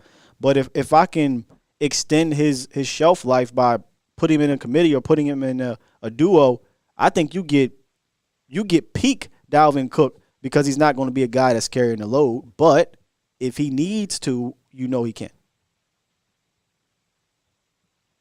Yeah, I agree with that. And you got but the Chiefs went out and actually got an elite offensive line. After they lost to the Buccaneers in the Super Bowl, that's when they was like, all right, we know our weakness. We need to get protection for Patrick Mahomes because even though he's one of the best ever to do it, he still needs that blocking. Wait. Because when he's running for you risk him getting hurt. Wait, Shaq. Hurt the Chiefs. You said one of the GOAT quarterbacks needed help? Oh, my God. I thought quarterbacks don't need help. I thought quarterbacks are just supposed to do it on their own. I thought coaching and players and protection and all this doesn't matter. Damn, my bad. Go on. Yeah, I mean, that's how they consider it. Like, when Brady got his rings, he did it all by himself. Yeah. Belichick didn't exist. Top defenses didn't exist. Offensive line didn't exist. You know, that stuff don't matter. Just do it by themselves. So I'll say for, like, in my Cowboys news is I feel like draft-wise, y'all don't really have that many needs that need to be addressed. The team, because y'all already a team, y'all showed that y'all can make it to the playoffs no problem. Beating teams like 49ers, and then if y'all do go to the Super Bowl, y'all be able to beat the best of the AFC, which is probably going to be the Chiefs, the Dolphins, or one of the new teams. I say maybe the Broncos with Sean Payton. You're breaking up a little bit, Shaq, but I feel you. I think Dallas definitely, as we speak right now, is one of the top teams in the league, especially in the NFC. Now, we'll see how far they get. They still got some moves to make, man. But I appreciate you, Shaq, calling in, brother. All right, yeah. All right, let's get our last one of the morning. The conference has been launched. And that is 786, and God dang it, I hope this is Frankie. Frankie, is that you?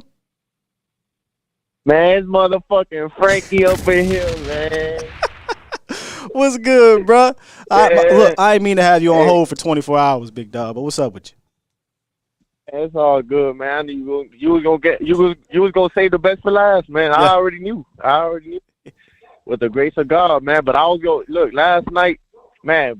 Before we even start, man, I want to thank you for getting me on this show. Yeah. Everybody was cracking up, man, laughing up. I was just being myself, you know. But shit, bro, that's what we love, man. It ain't forced. Last night, go ahead. Huh? Yeah, man. Last night, I'm a little worried about this draft now, man. I was sitting down, looking at YouTube, and I was like, man, let me refresh. Let me recap on how we done in drafts years past, and I'm looking at this 26, and I'm like 26, man, looking at that, and I'm looking at 2017, right? You remember who we got 2017?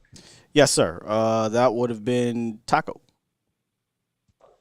And that motherfucking Taco. That man, sorry. So I'm thinking, I'm sitting down. If we don't make a move and get B. John Robinson, man.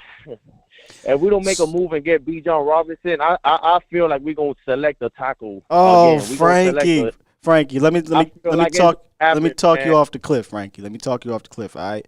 Look, that's one way to look at it, Frankie. Right? Like, damn, man, we took Taco Charlton, but go look at the rest of your first round picks over the last decade. Dallas has been killing the first round. So if we don't like the pick because it ain't a guy we personally want, at least let's let it play out a little bit because they've given us some confidence that 90% of the time they're going to hit on this pick. So that's my attempt to try to talk you off the ledge. Did I do it? But let's be honest, Scott, though. Let's be honest. This year feels different, though. The only reason because we're making some moves. And you know these people, Jerry Jones is like the greediest motherfucker I know because he don't want to give nobody no money. He want to keep all that money to himself. So we're always expecting, whoever he drafts, he's gonna keep. He's not gonna get no free agents. But now that he got free agents, I'm thinking like, man, this might be the year where he could actually like say, fuck it, man, we go all in, get B. John Robinson. We get B. John Robinson.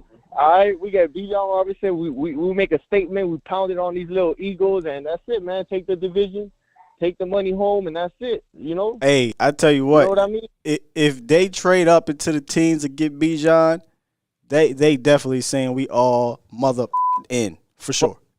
You see what I'm saying though? But wouldn't you feel more excited about that than just picking like a? I'm not saying, you know, I told you how I felt about Drew Sanders, but like if you see them just making moves constantly, you like, man, we've been waiting for this shit for years. Like, you know what I mean? That's what it felt like. That's what it feels like. We've been like waiting for Jerry to wake up, or whoever's there making a decision or whatever. You know what I mean? Instead of just being like, yeah, man, we stayed at 26 and luckily it fell on our lap. You know what I mean? Like, that's boring, man. Frankie, I don't know. I just feel like this year they're going to make that move. You said if they don't, we you said something there, Frankie, that I think will conflict so many fans and really would test their thought process about this team. Are you in the long-term outlook or are you in the short-term outlook? Because I think we all can agree for the most part, running back, trading up for running back should be an absolute no-no long-term because you got to deal with all the stuff later. But damn, how could you not be excited to have Bijan Robinson on your team, dog? Like, remove imagine that jersey. Remove, can you imagine that jersey? Remove your thought about, oh man, we could have got Tajay Spears, or we could have got Chase Brown, or we could remove that for a second. Bijan a motherfucking problem, dog. And if you get Bijan Robinson, he's going to be fantastic for you. That's all. So I got initially, I'm getting be goosebumps. I'm getting goosebumps. Yeah. I just feel like that's what we need because even with Tony Pollard, let's say, for example, I heard you say, oh, no, but if we get Bijan Robinson, then Tony Pollard gone or whatever. I mean, we know it's a two-back league, but obviously there's a possibility that he might be out. But even still, when Zeke Elliott was by himself, it didn't even feel like we never even knew who Pollard was. So why do we even need Pollard? At this point, we could just, run him down for them 4 years and shit, we might make it to the Super Bowl. Shit, when we played Green Bay, that year we went 13 and let's keep Pollard, bro. And 3, right? Or 2? Huh? Say that again. I said that year that we went 13 and 3, right? 2016. That year that we had yeah, right, exactly. Where we ran his ass down, Zeke down, we had a shot at the Super Bowl. If it wasn't for that BS call or like whatever, you know, all that other stuff that happened back in the day. If we think about it, you know, we don't really need Pollard if we get Bijan. We don't need him. It would be nice. Frankie, but I would love we gonna need TP this year. At least this year. You want to have a couple backs for sure. No, we gonna need them this year. Yeah, I wouldn't mind them this year, but I'm saying like in the future, if we see like what we get from Bijan is what we really think we're gonna get. Like, bro, like, come on now. We could sign a letter for that or some shit. Like, you know, like, or whatever. Like, Pollard. I don't even give a damn. Pollard gone after this year. You take Bijan Robinson. Pollard out of here. Yeah. I don't care, man. Yeah. I know what I'm gonna get from that Bijan. Once we see Bijan, we bipolar as hell. Once we see Bijan, we gonna say, man, screw that, man. Let's go pay C. Let's go get another weapon, and that's it, man. You ain't lying, Frankie. We say. You ain't lying. I'm not lying. I'm just being real. You know, that we bipolar as hell. We see Bijan Robinson run through that hole. We're like, man, screw Pollard. Let's go sign somebody else. It is what it is. All right. It is what it is. My guy. Hey, dog, look, all, man. I appreciate you bringing the energy this morning, fam. We love you too, dog. Of course, man. Always bringing that motherfucking energy. Beep it up, man. Beep that up, man. Beep it up. Beep it up. I got you, fam. Easy, fam. Easy. Salute to our guy, Frank, dog. Man, look, he is not lying about the excitement part. And I'm going to pose that question to all y'all phony mother effers out there because I'm one of them phony. I don't want to trade up for no running back. But damn it, if Bijan Robinson is on this team, boy, I'm going to be excited where my button at. Oh, yeah. Come on, man. I'm big excited. What you doing? And Danny said, well, because I can get a starter in round 2, 3, 4, 5, 6, 7. Bijan ain't just a starter, Danny. Bijan's a problem. And that's why if he's there at 26, I don't care about no running back first round pick 26. What are we talking about? Pick 26, you know? So I'm going to be 100% be a phony. Your other question though was, would you take him over Wright and all the other stuff? Look, let's slow down. We're just going off of our guy Frankie's example here, right? This scenario is if they trade up to get Bijan, everybody gonna be pissed low key if they trade up. But look, man, when you get top 2-3 prospect in the draft, someone say the best. That long-term ish, look, a lot of pressure. But that long-term ish out the window for me. I'm definitely going to have to be all aboard the train here and be pushing hard as hell to get this thing, because by the time it gets to year 3 or 4, if it ain't done, boy, we going to be like, man, why the fuck we took Bijan Robinson in the first round? I already know it. And I'm going to be phony again because I'm going to be pissed off after being excited on draft night. But it'll be so crazy, man. It'll be so damn crazy that night. All right, let me get to some super chats we got. I read a lot of them, so we should be good to go. Man, Frank, you always a fun call, man. Feel free to call in whenever you want, big dog. All right, I am blind. I gotta move this up a little bit. There we go. Okay, Black Lion. Let me see here, man. What? Look, y'all don't even know what's happening back here behind the scenes. But Black Lion, Super chat. Appreciate you. He dropped one and said, "Would you rather draft Gibbs, Drew? I'm guessing Drew Sanders, Wright, Darnell Wright, or Quentin Johnson? Darnell Wright. Darnell Wright would be the guy out of that group. Next would be Drew. Gibbs, running back. We just talked about that. Gibbs and QJ. I'll probably go in that order, but Darnell Wright, 100% would be my guy. See, there go Danny again. I could find me 3 to 4 good running backs in round 7. Them 3 to 4 good running backs ain't Bijan Robinson, no, Danny. Ain't Bijan Robinson. Bijan Robinson, the best running back in this draft. Right? One of the best players in this draft. Oscar said I would not be pissed. Trade up. Life is short. Go all in. Yeah. Toxic said, think the Rams are traded picks away. No, they do not. They won a Super Bowl and had years making runs for it. That's the thing, right? If they did do that and they did win the Super Bowl, nobody's complaining. So just make sure that if it happens, you come out and say, hey, man, I'm going to be a phony about this system. I'm going to be a phony. Yeah, I didn't want to do it. I hated it, but it worked out. So that's all. Just make sure we give them their kudos. And again, I ain't saying to do it. I don't even want to do it. I don't want to trade up and do it. I'm just going off of Frankie's, scenario.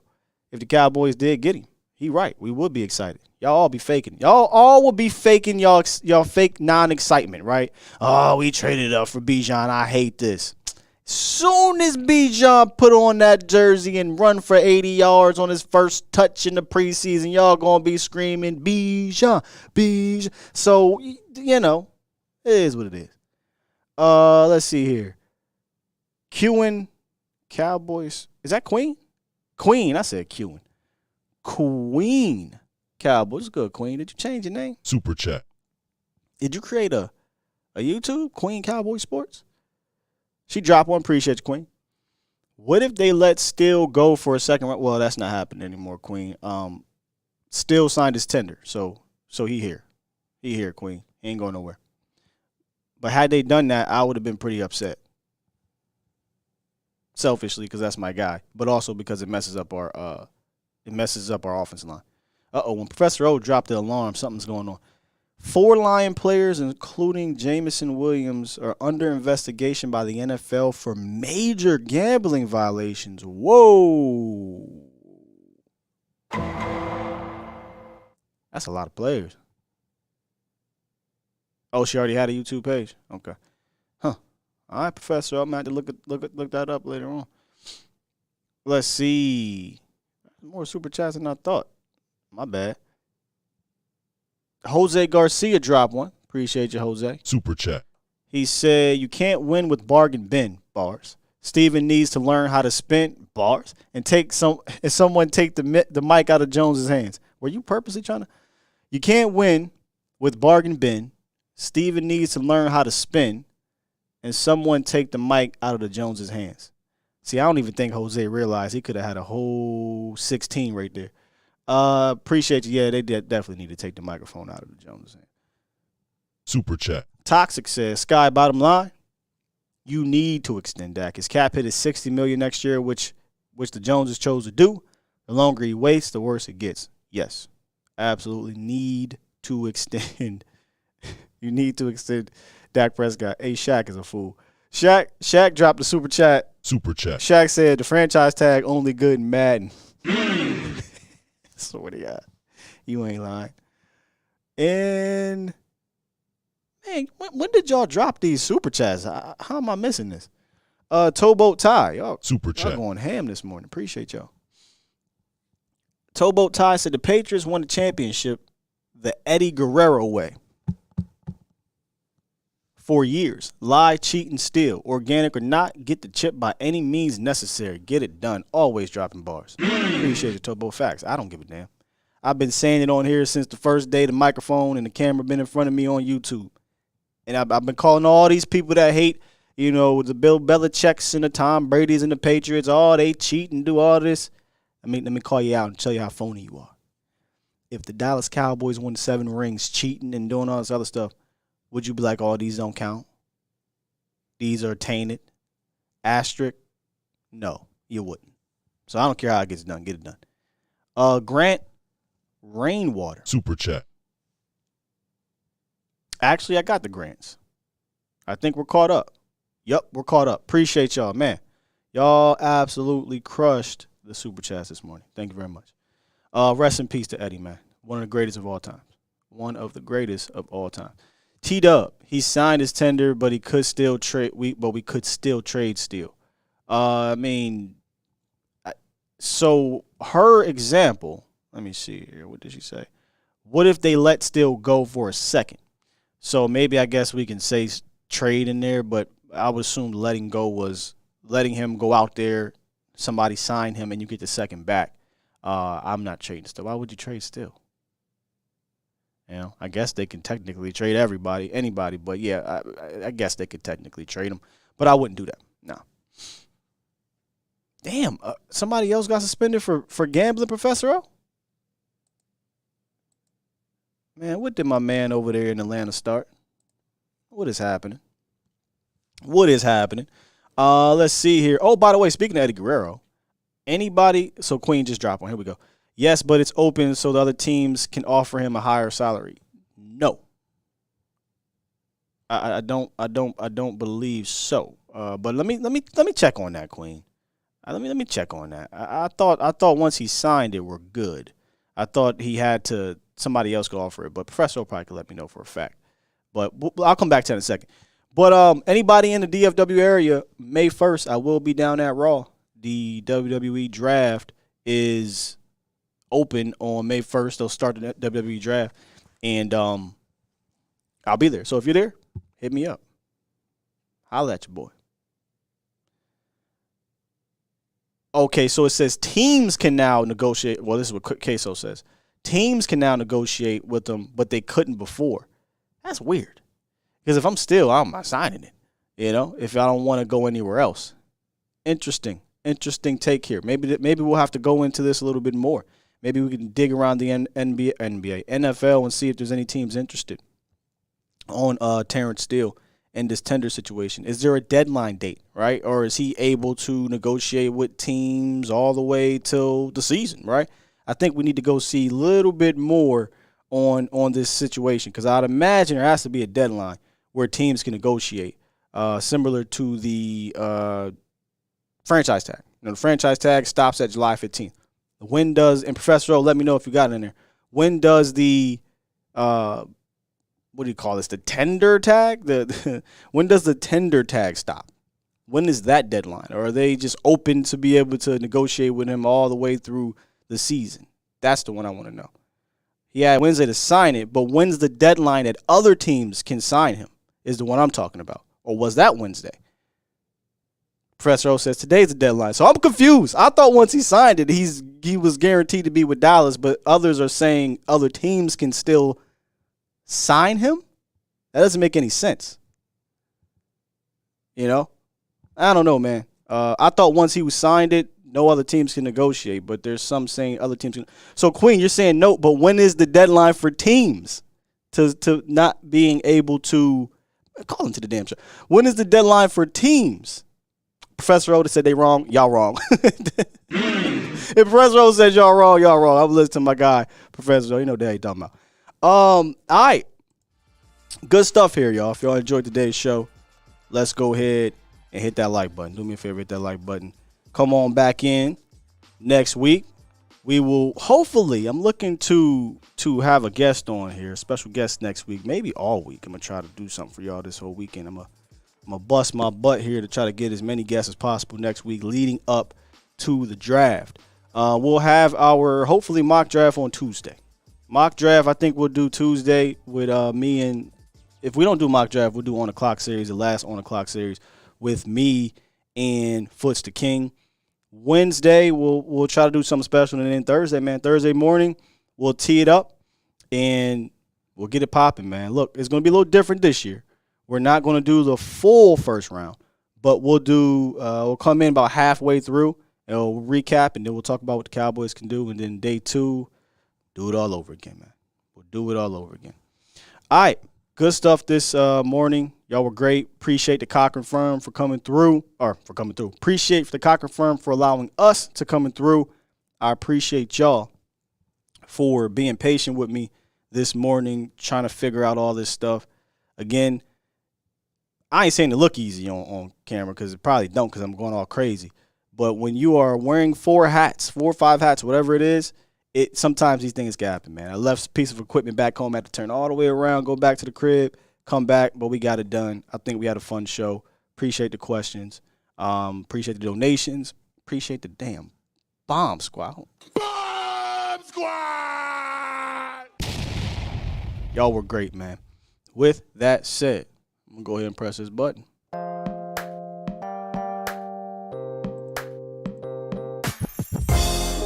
I'm out of here. Y'all enjoy y'all weekend. Be safe out there. Don't do nothing too crazy, man. Don't do nothing too crazy. We need y'all to come back next week so we can have fun next weekend. All right? Love y'all to death. We out of here.